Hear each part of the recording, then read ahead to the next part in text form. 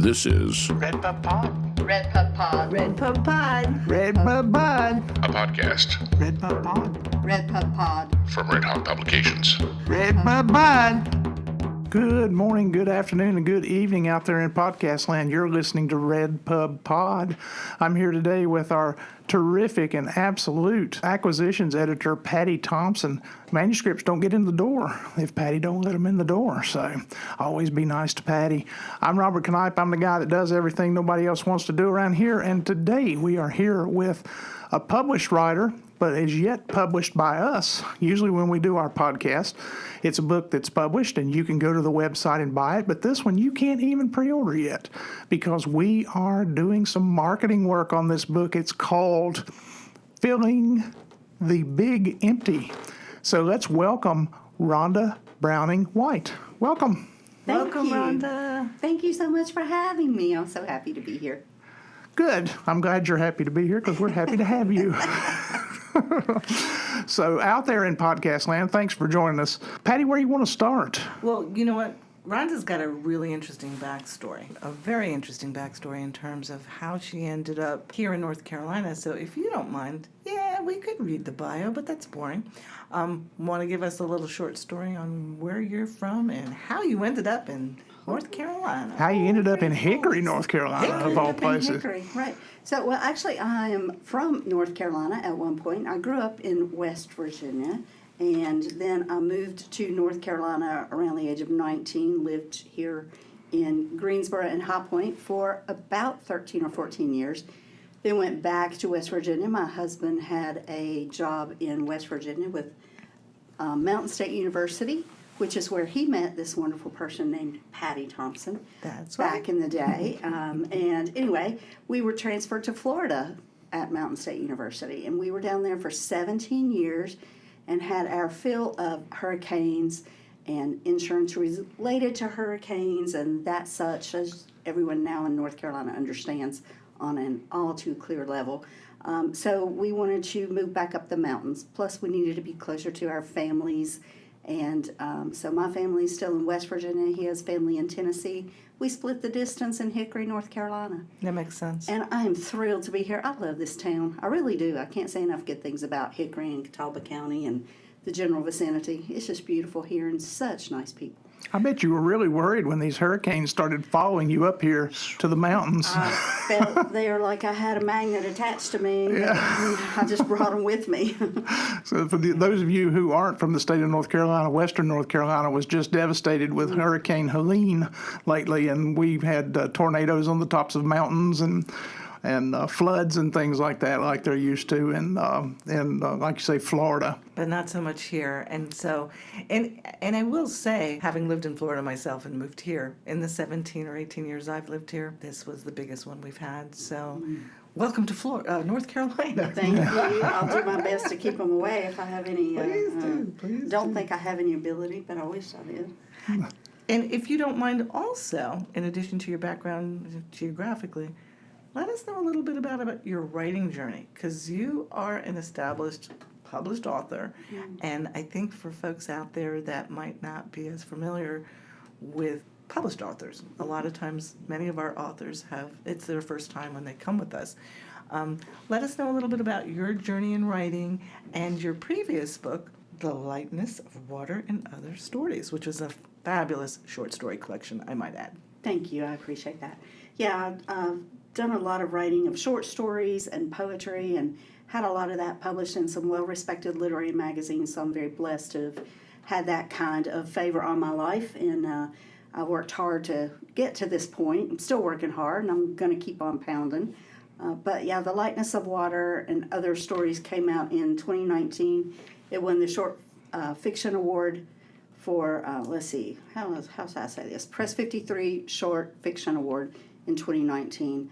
And it's received a couple of other awards since then. Some of the short stories in that collection received a couple of awards. So, it's been really nice to have that recognition. And I took two of those stories from The Lightness of Water, which was the first story in the collection and the last story in the collection. Those were written by two different points of view of a couple, Romy and Jasper Grodin. And those two characters just stuck with me. They wouldn't leave me alone. Over the course of the next 4 years or so, I kept thinking about them and jotting down things that they might have said had they continued their story. So I wrote that down and created a novel, which is now Filling the Big Empty. Great. Yeah. So the short story book is available from Press 53. Correct, in Winston-Salem, North Press Carolina. 53 out of Winston-Salem. So folks out there in podcast land, set your browsers to Press 53 and your search engines and see if you can pick that up. Probably available at Amazon as well. It is. It is. So pick that up. That'll give you some short stories and some kind of preface to some of the situations and characters that's in the upcoming Filling the Big Empty. And in addition to being an established author, and of course this being your first novel, you are also our writer workshop instructor. Right. You've got an interesting background in that not only are you teaching writing for adults here at Catawba Valley Community College for Redhawk Publications, but you're also a student still yourself. I mean, you attend workshops. You also lead workshops. Correct. You've got your graduate degree. You've got an MFA creative writing. Could you share with us a little bit about your journey in learning the craft of writing? I don't think it ever ends, Patty. I mean, really, if you're wanting to be a good author, you're going to be learning from other authors and from your readers. I learn as much from my readers and my students as I do a good craft of writing book. That's why I love teaching, and I'm so pleased to be here teaching through Redhawk Publications at CVCC, teaching adults in creative writing. They ask some very pointed, very difficult questions sometimes, which puts me back to the research end of things. And I love falling down that Alice in Wonderland rabbit hole of research, and I learn as I go. So they keep me sharp, and I feel like every serious writer needs to be reading craft of writing books. They really do. We can always improve. Just like with, I work in healthcare as well, and our doctors are continually studying and they're continually going back to school. And that's what I feel like I need to do as a writer. I need to continue the study of the craft. That's one of the reasons why I became a college professor, is because you get to be a professional student. Exactly. You're You get on to it, Robert. Yes. get to learn all the time. So, That's right. what are some of your major influences? Who are some of the authors that you like to read? Oh, well, I love Appalachian authors, of course. Okay. Southern authors. Those are my favorites. I'll read anything. I'll read a cereal box, Robert. It doesn't matter. If it's got words on it, I'm going to read it. But I love Lee Smith. I love Jo Campbell. Ron Rash. I can't say enough good things about him. He's another amazing North Carolina author who was just inducted into, what is it, the North Carolina? Hall of Fame, Yeah. Hall of Literary Fame by the North Carolina Writers Network. There you go, right. I mean, that was a really nice award there. Well-deserved, too. Even the older writers no longer with us, Ernest Hemingway, Flannery O'Connor, I dig deep into those because they have such fabulous examples for modern-day writers, and a lot of their subject matter is pertinent still today, and I think that's what makes a really good story, is if you can write not so much about, the times that you're in, which is also important, but those things that affect the human condition, love, loss, greed, guilt, all those things that we each experience in our own emotions. If you can tap into that in your writing, then you can, your readers are going to resonate with that. They're going to feel what you're writing, and then they'll like your work. I've got a question, and I know, Robert, you're so much more read than I am. Excuse me. Going from short story to a novel, and this is your first novel, what was the biggest challenge? What helped you do this? Because I'm sure it's not as easy to go from a short story to a novel. They're two different beasts. They're two different beasts. They really are. It's not just taking a short story and expanding it. A novel takes more than that. Yeah, honestly, I think it's easier to write a novel than a short story, even though it takes a lot more time to write a novel. And even though if you have a short story that fails, it's easier to rip up 25 pages than it is 325 pages. But at the same time, you've got a lot more time to expand your thoughts and, make things happen. In a novel, you can lay some groundwork. You can kind of stretch your legs, so to speak. But in a short story, it's got to be tight and right. I mean, you really have to compress everything into a smaller space, but also you've still got to get that beginning, middle, end the satisfaction, for the tying up everything with a big bow at the end, kind of sensation that you need in a novel. You got to compress that in a short story. And even harder, I'm starting to play around with flash fiction, which you would think would be super simple. And would you make sure you define It's anything but. define what flash fiction is? Sure. Because there's folks that might not know what it is, but I'm fascinated by it. Yeah, me too. I'm fascinated with how difficult it is to write it, and I'm learning to be intimidated by it a little bit, but I'm not going to be stopped. I'm going to keep going. Flash fiction is usually, depending on the journal you're writing for, 1 or 2 pages. Some people will call flash fiction 250 words, and some will say that they'll accept 1,000 words or less. So it really depends. But there's microfiction that might be, a page or a paragraph. I've seen contests for 25-word stories. Press 53 does a 53-word story every month that they publish on their website. And it's real interesting to try to fit something into 53 words and have it be a concise story. But if you think about it, we tell those stories every day in our life, right? We sit around in a coffee shop like Tasteful Beans, and we tell stories, right? That's what we do. And that can be a 53-word story if it's concise and well written. But flash fiction still needs that beginning, middle, end, and that's kind of tough to do, especially if you ramble like I do.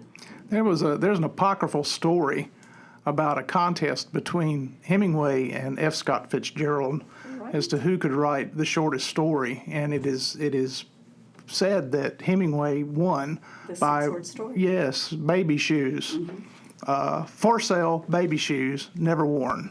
Short story. What a heartbreaking short story. I mean, if that's not emotional, nothing And is. it's apocryphal. A lot of people say that didn't happen, and it's this, that, and the other thing. But I've taught flash fiction in my English classes, both in the writing classes and in the literature classes. And I'm fascinated at what some of these people can do with 100 words. There's one that I teach called Paring Knife that is just full of resonance, and I teach it because of the things it doesn't say as well as what it does say. I ask the students all the time what the sex of or the gender of the narrator is, and they'll say a guy, and I'll go, but it never says in the story. He just talks about the woman I love, or the narrator just talks about the woman I love. Never is he or she identified as to what gender they are. And that makes them say, wow, I've got to pay closer attention to what the story actually says. And that's what you're doing with flash fiction, is you're really paring down everything, but you're also saying things by what you leave out. Exactly. You're making commentary. Yeah, well-known author Robert Olmstead, Robert Olmstead, he taught in our MFA program that you should never spell out everything, that you should talk about A and C in your story, but don't conjoin them. Let the reader do that. And I think that's important because that makes the reader a part of the story, because they're putting, what they know and what their experience is into the story as they read it. And they become a part of it. I think that's real important.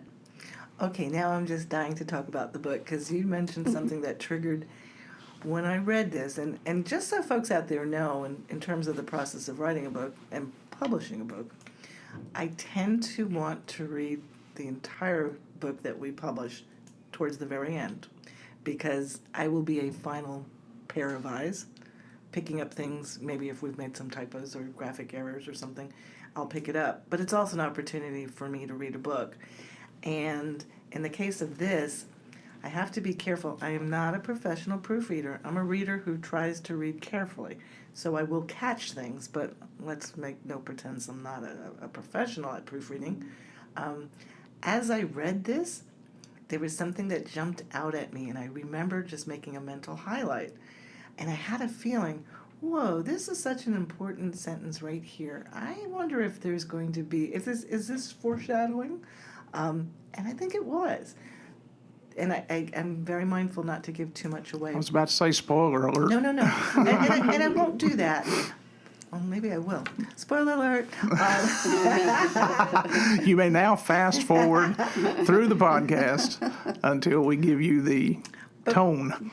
But I think as an author, you might enjoy the fact that I picked up on something early, and sure enough, I saw it throughout. One of your characters, very early in the story, says something about every man makes a choice. Sure. We all have choices. And I'm thinking, that's a heavy thing to say. And then in the middle of the book, you've got another character that questions, did I have a choice? Did I not have a choice? I don't know. And then at the very end of the book, there's another character that basically says, it's predestined. There are no choices. Everything, a spiritual being knows what everything's going to happen to us. And so it was kind of a theme that resonated with me. And was that intentional? And that's what you can do in a novel that is harder to do in a short story. Yes, right there that's in a cocoon is the answer. Absolutely. Yeah, I think I hope that the theme that's running through this on some level, and I don't think I really know the theme of a novel until I finish it, but I feel like the theme of this one, if I had to put it in a word, is grace. And I feel like my characters, each of them, just like each of us, has the opportunity to accept the grace that's given to us or to refuse it. And my characters have choices just like we do. And let me tell you, they make some bad choices in this novel. They don't always make the best choices, just like in real life, we don't always make the best choices. But we still have that opportunity to accept grace. And I feel like that's God's grace. That's my personal belief. And my characters don't always align with my personal beliefs because they're fictional characters. Just like people that I meet on the street don't always align with my personal beliefs. And that's okay. That's where we're all different. And we all come from different backgrounds and sexes and races and cultures. And, I don't try to make those in my characters, I don't try to make them mine. I try to let them be my fictional characters' beliefs. But I do hope that grace runs through this story, and I know the character you're talking about, and it's okay to say her name is Missy. There are multiple characters in here, but Missy is one of the secondary characters, actually, and she's had a lot that's happened to her, and she has the opportunity to make a right choice or a wrong choice, and I feel like she accepted that grace. I feel like she accepted God's grace on her life, but she still made a bad choice afterward, and that's what we do, as Christians. Christians make mistakes all the time, y'all. I'm a shining example of that. But we do have God's grace on our life. And does God know ahead of time that we're going to screw up? I think He does. He created us. He knows we're going to make those mistakes.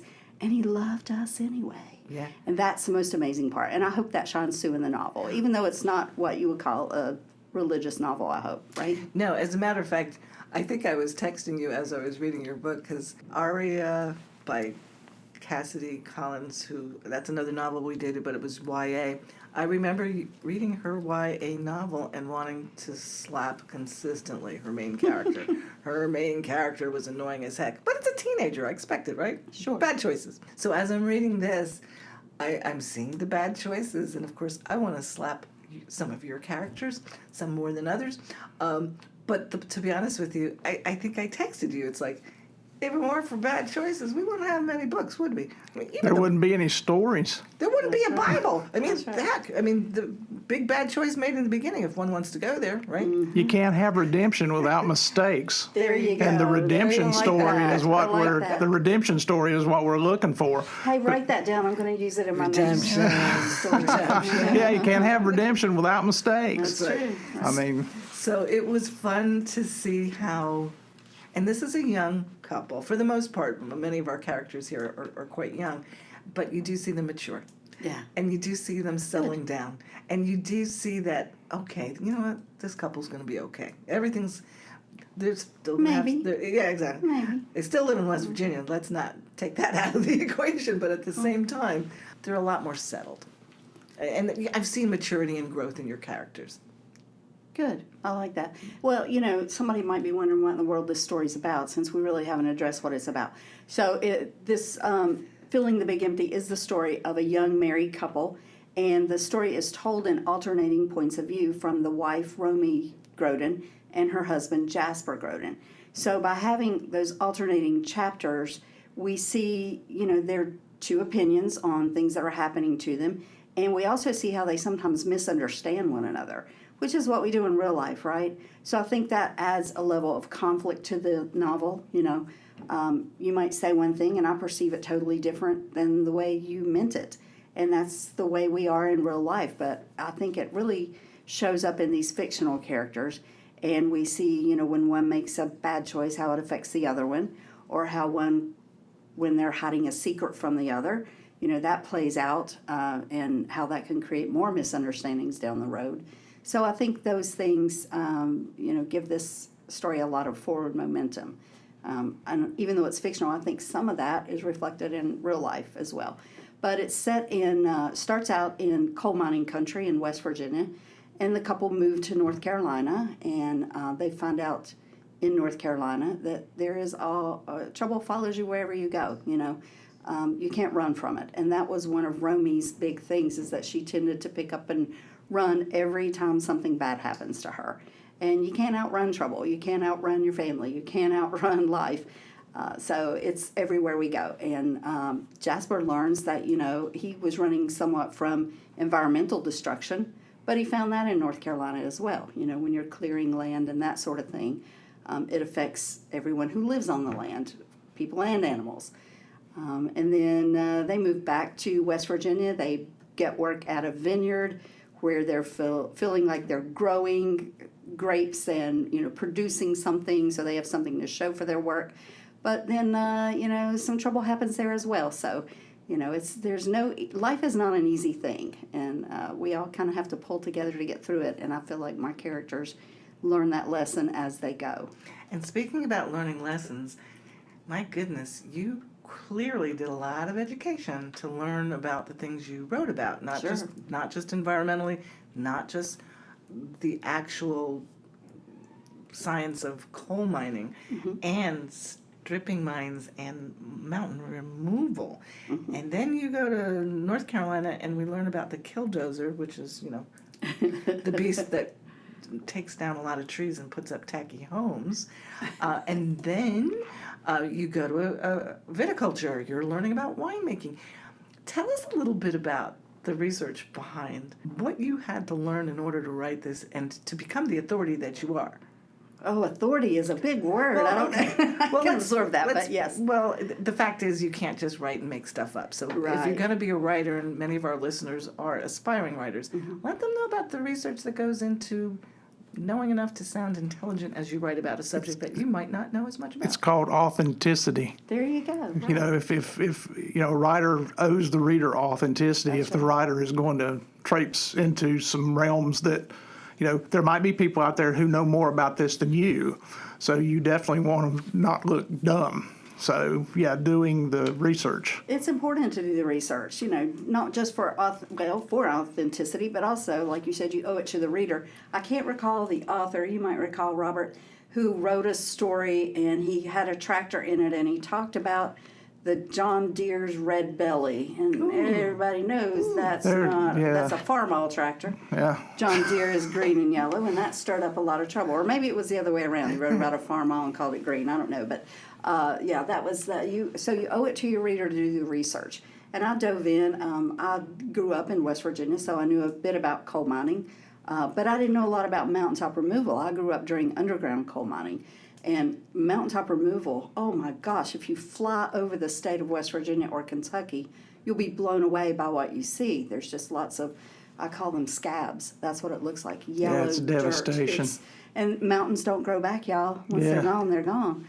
So, it causes a lot of trouble. And they pump in chemicals to do what they call fracking, which is fracturing the coal so that you can scoop it up easier. Instead of having to dig it out, you can just scoop it right up. And it makes things go a lot faster, and we use a lot of electricity, all of us, myself included. I love my power. Yeah, we're using it right now. Exactly, right? So we need that power. We want that power, and there are other ways to get it. And when I started looking into, how can we overcome this, I started learning about wind power. Well, wind power has its downfalls, too. Everything has its downfalls. But wind is renewable energy. And I did learn in my research, and I kind of had a little bit of that in the novel, but not like an informational dump, which it's important not to do. Yeah, no info dumps. Right, no info dumps. Right? Yeah. You got to sprinkle the info. I tell my students, like salt, sprinkle it throughout your story Don't dump it all in one corner because that would ruin your casserole, right? If you have And a big remember, salty you corn. can always add more, but you can't take it out. Exactly right. I don't know. I use my delete button an awful lot. But yeah, and so I did the research there. I talked to a gentleman who I acknowledged in my acknowledgments, Johnny Holcomb, who knows a lot about wind energy, and so he gave me information. And then, when I wrote the story about the, I don't think it's a spoiler alert, I have a character who loses his leg, and they try to reattach it, and so I spoke with an orthopedic surgeon. And people want to give you this information. Everyone likes to talk about what they do and share their knowledge with you. So I tell my students, don't hesitate. If you're writing a story set in a bakery, go to a bakery. Ask them, if you can come behind the counter and see how the donuts are made, so to speak. We need to learn these things before we write about them. That way we can write about them authentically, like you mentioned, Robert. And pay attention to the atmosphere and how it smells and the sounds that are going on in the bakery and all of these things that help contribute to the reader being there when they're reading the book or story. Yeah, it makes it real. It comes real to them, yeah.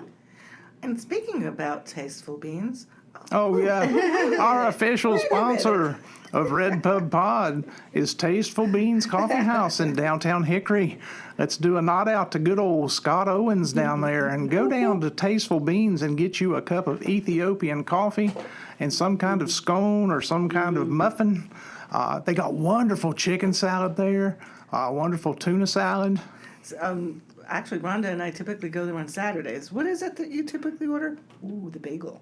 Yeah, bagel. Lox and Bagel is so good. And their coffee with the pumpkin cream, fresh pumpkin cream. Yeah. Oh, my So God, that good. sounds good. It is delicious. Shall we call this off right now and head that way? I was gonna suggest to Patty that one day we take the whole podcast and go down to Tasteful That Beans would and be do a fun. podcast from Oh, that would be fun. the dining room there. Count So me in. we could eat and drink and have people just come by, you know.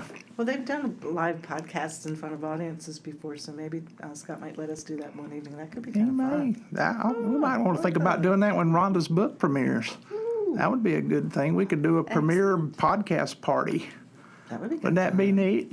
Would you people out there in podcast land love that? Just write us an email, send us an email, or like this podcast and subscribe and share it with your friends. All 12 of you. Please Yeah. By the way, I do want to talk about one of our authors, and I know Stewart won't mind, but this is where editing comes in. Stuart Connolly loves to be talked about. To Stuart, there's no bad publicity. And Love that's you, right. Stuart.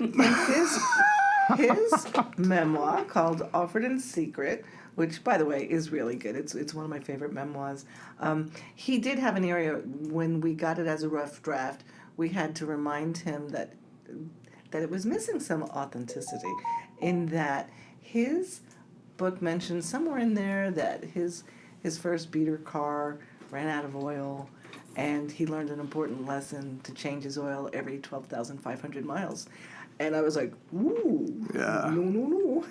Yeah. As somebody whose car did freeze because I did run out of oil, I happen to know that. That's like... You couldn't even run one of those old 1960 things to 12,000 miles without changing the oil. Well, you could, but you'd be leaving a smoke trail everywhere you went around the county. I had a 70s Vega that used more oil than gas. And it did run out of oil, and the block froze. And so I knew for a fact that 12,500 is probably pressing it. So, we let him know. He changed it accordingly. It's a good thing he didn't have other cars break down during the years. The But devil's in the details. devil's in the details. So again, I just want to commend you for, I knew that there was a lot of research that went on in there, and it was good for me because I like to learn as I read. And mountaintop removal, as bad as I've always known it is, you painted a picture of what it must be like to live and have to work around that. Right, and I think that's the thing. We can read about a lot of these subjects, but unless we really experience them firsthand, and we can do that sometimes through our fictional characters. Not everybody can travel across the world and visit all these different places, and you can, sure enough, go to Wikipedia and look up the information about them, but unless you have someone show you the example of what it's like to live, breathe, experience that life, it's just not quite the same. I believe Fiction allows us to do that. I believe that that's what drew me to read when I was a kid. Was growing up poor. We didn't get to go on vacations. We didn't get to go places. And 6 or 7 years old, you get a comic book that is the comic book version of the Iliad. And suddenly you're reading about these people who lived thousands of years before, and then suddenly you're introduced to different kind of books, and you're in places that you will never go.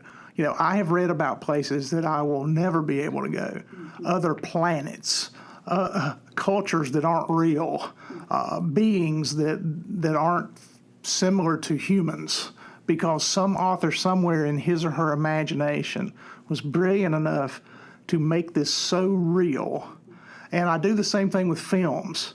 I watch films that are made in other countries to where I can experience what it's like to be in that country, but I've never gone there, and I probably never will.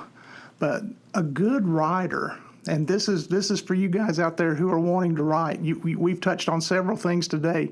Authenticity, we've touched on resonance, telling a redemption story, creating conflict for characters that they have to solve, creating suspense.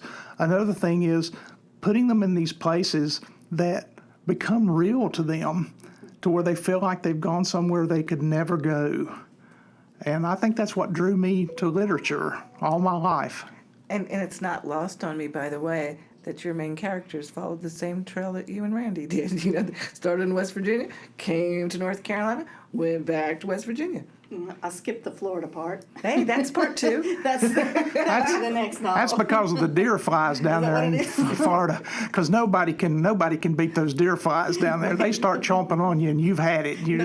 There's no redemption from that. So to paraphrase Kurt Vonnegut, the palmetto bugs ate the last novel. That's ate the Florida chapters. Yeah, and the alligators and all the other things that are down there. I mean, I've just visited Florida, and that was it for me. I'm like, this is a great place to visit, but I would not want to live here. I love it. I love Florida. I love West Virginia. I love North Carolina. I love South Carolina. All the places I've lived, I loved the experience of being there, and there's so much good to say about each one of those states. And again, just like Romy discovered, you can't outrun trouble. You just have to, handle it as it comes to you. And it's going to follow you, I guess. I don't know that it really follows you. It's just that you go to fresh trouble. I think that's one of the most popular conflicts in especially modern novels is characters that believe that a change of geographical location will oftentimes preclude them from having problems. And it happens in real life. I had a friend years ago who just got sick of living around here, could not meet the right woman, and I wanted to say, you're a drunk, dude. You drink too much, and you have a girlfriend for 3 weeks, and then she starts looking at what it's going to be like to live with an alcoholic. So he gets mad and he moves to Texas. And, on his Facebook page one day, suddenly is in a relationship. And I'm like going, ooh, he found him a girl. 3 weeks later, it's complicated. Sure is. Week and a half later, single, and I'm texting him or talking to him on Messenger, and he's going like, the girls out here are the exact same way. Oh, gee, I wonder why. And I'm going like, dude, it's you. You need to hold that mirror up to yourself and look at who and what you really are. And that's what these stories kind of remind us to do. Is that we ourselves can't run from that stuff. It's us. Yeah. I've got a question to ask you about marketing. And again, one of the reasons we love doing RedPubPod is in addition to sharing new books, but also the process of book writing and book making and publishing. And in this case, since this book will be out in a matter of weeks, what are your plans for marketing? And do you have any events planned? Yeah, I have an event planned actually on November the 16th. That's on a Saturday at 3 o'clock at one of our favorite spots, which is Old Hickory Station here in Hickory. And that will be my launch party, and it's open to the public. I hope to see lots of you there. And I might even have some wine and cheese for you while you're there. So, yeah, there will be refreshments. And come, because I'd love to tell you a story. I really would. I think that'll be fun. And then in addition to that, I want to do some readings at a couple of local wineries around the area and at the libraries around the area. And then I'm going to take the road on the show on the road, so to speak. And I'm going to visit some locations in West Virginia and in Florida. I have planned out already. So, and then hopefully South Carolina and Georgia en route. So, yeah, there's lots of places to come, and I hope you'll keep an eye on my Facebook page and on my blog at rhondabrowningwhite.com. And that way you can keep up with where I'll be and show up. I mean, you don't necessarily have to buy a book when you go to a reading. I know a lot of people think that if they come to a reading, they're pressured into buying a book. Come and let me tell you a story. Like I said, come and listen, join in, meet some people, and, there may or may not be refreshments depending on the location. But come and have a good time. And writers need readers, and we're just as happy if you go to the library and pick up our book there or get it on interlibrary loan. I mean, the librarians need something to do, so have them get the book through interlibrary loan. And yes, I'd love to sell you a signed copy. Buy two, because you got to give them a gift for Christmas, right? So go ahead and pick up 2 or 3 while you're there. But yeah, I mean, it's just come and enjoy. And I've had students ask me, what's it like to go to a reading? Which shocks me. I guess I assumed that creative writing students would have already been to readings, but not always. So it's new to them. It's a very casual atmosphere. You don't need to rent a ball gown or a tux to come to a reading. You can wear your PJs. I'm not going to judge. Just show up and support us, and listen and enjoy your time there. That's what a reading is all about. It's just a lot of fun. That's good to know. And I do realize that some people may listen to this podcast after November 16th, which is why it's super important to check out Rhonda's Facebook and website information, which, by the way, will be in the description of this pod. Yes, we will mirror it on our site and, our Facebook page and stuff like that as well. So, but you're absolutely right about readings. Readings are really the most fun when lots of people attend. And you don't have to buy anything. You don't have to do anything. Just be a person sitting in a chair paying attention and listening and asking a question if you have one, especially if you're a writer, because right there you've got a professional writer in front of you that you can ask any question you'd like to ask. And it goes beyond that, where do you get your ideas type questions. Sure. But, why do you write in a particular voice? Like one of my questions is you said that the writing style in this book is through 2 different points of view. Correct. You go back and forth between the male and the female, the married couple. In your past writing, your short stories and things, have you ever tried to use first person? Do you like to use one person's point of view throughout? I like first person because I feel it's very intimate for the reader to get to know the character. But I also enjoy third person. I've written quite a few. And my short story collection is across the board. I think the only thing I don't have in the collection is second person. And second person is a little more difficult to write. Lori Moore does it incredibly well. If you want to learn how to write in second person, read Lori Moore, her how-to series. I forget the name of that. Self-Help, I believe, is the name of that fiction collection. And it's wonderful, and it's a lot of fun to read. Can you remind people what that second person is? Remind people like Patty. Yes, Patty. Okay, Patty. So second person is written toward you. So instead of saying, I went to the mall, you go to the mall today. You pick up a pair of shoes. You see if they fit, and of course they don't. That's really dramatic. It is more dramatic. I have read that before. Yes. Now you're reminding me of how you feel like there's a sense of urgency when you read that. You do. I've written one story like that years ago, and the only magazine to publish it was a little scary magazine out of England. They snatched it up and loved it, and actually reprinted it in one of their anthologies. But I could not get a domestic publisher, because they go like, can't you change this to first person, or can't you make it third? And I go like, no, I'm playing with the third person, because this guy's girlfriend was killed in a robbery in a steakhouse, and he can't talk about it. He has to talk about it like he's somebody else. He has to look at it from outside himself, and that's what the second person kind of does. And the only ones that got it was these people with this little macabre press or something like that. They snatched it up, but that's the only time I've tried that. It was hard. It is difficult. It's difficult to do, yeah. And actually, that's my students' assignment this week was to take a paragraph. We gave them the prompt that it's a party, and they're going to have their character go to the party, and they're going to write a paragraph in first person, then write from a different character's perspective in second person, and a different narrator's perspective in third person. Wow, that's awesome. So yeah, it's only a paragraph, so it's just 3 little paragraphs, but they can see the difference in the perspective of each of those points of view. So I had a writing instructor one time have us rewrite Edgar Allan Poe's The Telltale Heart in a third person and also from the point of view of the old man with the eye. No. So, so imagine the story being told from the point of view of the old man in the bed, and he hears the door creaking, and he sees the light come through the door.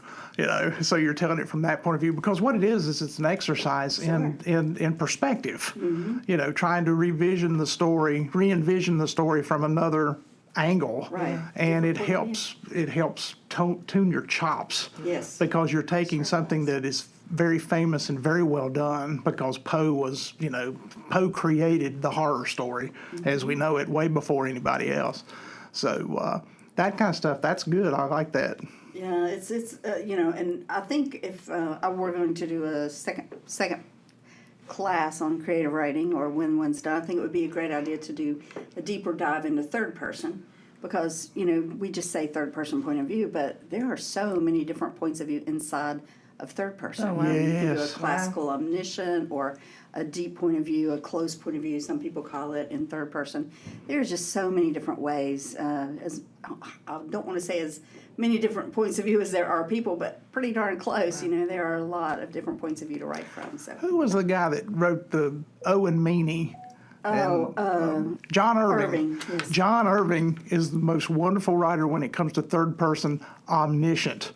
This narrator who knows what's going on in everybody's head. And you'll have 5 people together, and whoever this narrator is will be inside of each person's head by turn. You're like, Tara couldn't stand how Rhonda sat there, but Rhonda thought that Tara was probably the worst dressed at the table, and you'd go like, whoa, and I mean, he is wonderful incredible. At it, Really and is. he's been known to write a book and then just rewrite the whole thing from another point of view. Wow. He's written one from first person and then gone back and rewrote the book in third.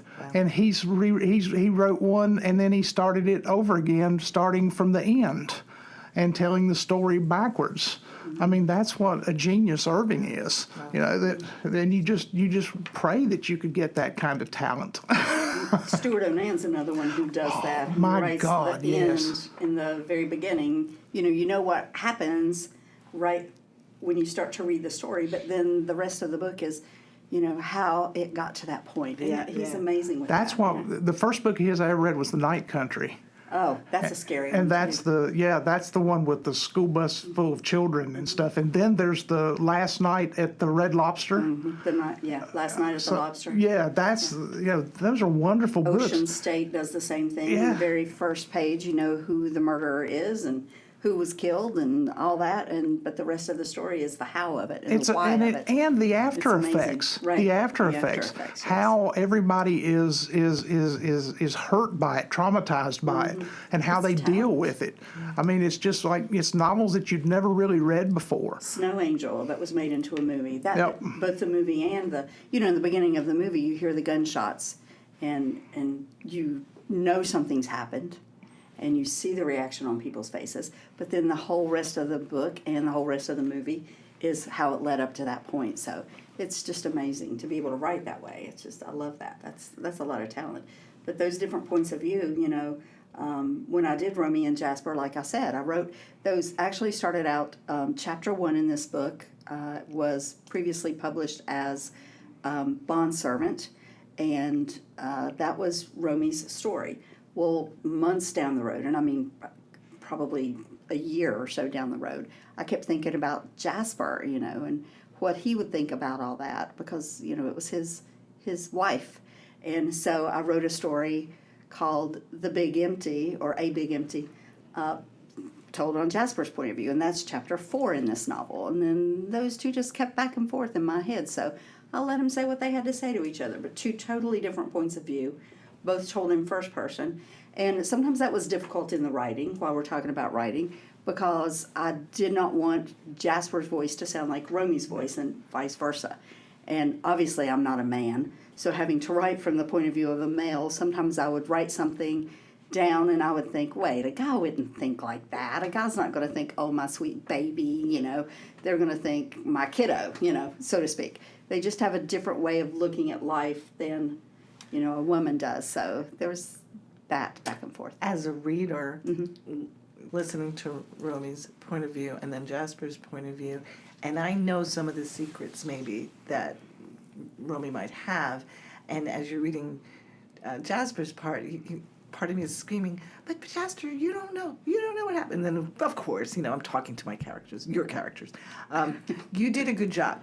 Thank you. Because I'm able to kind of understand why Jasper feels this way, but he doesn't have the information that I have, because I got that from Romy. So very convincing and very well done. Thank you. Yeah, see, that's the work. Yeah. That's the work that goes in. When you talk about rewriting, revising, you're talking about developmental work. That stuff rises from that developmental work. And you potential authors out there, that writing, rewriting, re-envisioning, revising, that's where this cream rises to the top of your resonation points, the things that causes the reader to take part in what's going on. Have you ever read Russell Banks' book, Trailer Park? I've not. I've read Russell Banks. I've read Cloud Splitter and Rule of the Bone. Oh, Trailer Park is wonderful. It's a bunch of stories Put you on my list, Patty. that all take part in the same trailer park. So something happens one night in the trailer park, and we get a story from each trailer about what happened. So it's all these different points of view from these different people who are evidently, you know, they're very impoverished and they're very, you know, uneducated and undereducated. But Banks does something there that, I mean, Cloud Splitter is brilliant. I mean, it's one of the most brilliant novels I've ever read. But this work he does in Trailer Park is just absolutely astounding. So it's like short stories of Yes. Oh man, I want to read that one. And they all have to do with what happens one night in this trailer park, and they're tied together. So it's the same story being told several times, but it's from inside these different trailers in different nice. parts of the park with different people. Different perspectives. who are experiencing the same thing, and that's as far as I'm going to go because it's just wonderful. We'll definitely have to check that out. By the way, we could go on forever. Yes, we could. Rhonda, you're just an amazing Oh, thank you. author, Thank you. instructor, Thank you. and somebody who is probably going to be incredibly influential for many aspiring authors, not just in your class, but anybody who listens to this pod. We'd love to have you again. Thank you. Simply because you're just educational and entertaining and an extremely strong author. But I know we need to wrap this up. I do want to encourage people to go to Rhonda's Facebook page as well as to her blog, which I will definitely put in the description. And Robert, where could we buy her book for pre-sale, which we'll do shortly, by the way? As soon as Rhonda, as soon as you approve your cover, your book will go up for sale on the site as a pre-sale And where does one buy that? at RedHawkPublications.com. Yeah, we're getting ready to have a sale. Don't tell anybody. We're going to have a little holiday sale starting soon. So 12 listeners out there, please make sure you check out our sale and tell your friends. By the way, when you go to our RedPubPod on YouTube, make sure you like, share, and Yes. subscribe. And make sure you check out all of our social media. And are you going to put like an image of Rhonda up on this pod? Yeah. To where somebody Yeah. sees her at Testful Beans, they can come up to her and say, Oh, "Let me yeah. buy you a coffee." Yeah, if you And- come on, Oh, if you wow. come Saturday mornings, we kind of have a standing appointment. Except for this past Saturday, I couldn't go because of husband. But you know what? We're there usually See, Steve doesn't Saturdays. listen to the podcast, so we can talk junk about him. My wife doesn't listen either, so. But yeah, please, by all means, Tasteful Beans is our sponsor. They're our friends. So enjoy checking them out and maybe doing a Rhonda signing. Anything else? And you folks just have got a joy coming to you. Yeah, When you have an author really who do. works as hard as Rhonda Browning White has worked on this novel, to where it resonates and to where the redemption matters, you're going to have a marvelous time. It's a joy to be given literature like this. So thank you very much feel for writing blessed. it. And we look feel forward blessed. Thank you. to more work from you, and especially if we can help guide you to fame and fortune. We would Yeah, love Mom. that. I'll sign up for that one. So you folks out there in podcast land, thank you for joining us on Red Pub Pod. I'm Robert Knipe with Patty Thompson. Reminding Rhonda that she has one more thing to say. What does she have to say? Oh, Red Pub Pod. RedPubPod. Oh, she's a professional. She's a pro. So thanks very much for listening. Please Thank you for listen having to us more. Oh, thanks for coming. We really love you. And you guys take it easy out there in podcast land. Be safe, be kind, and make sure you vote. All right. Red Pub Pod. Red Pub Pod. Bye. Bye. This has been Red Pub Pod. RedPubPod. Red Pub Pod. Red Pub Pod. a podcast Red Pub Pod. RedPubPod. from Redhawk Publications. Red Pub Pod. Red Pub Pod. Oh, she's a professional. She's a pro.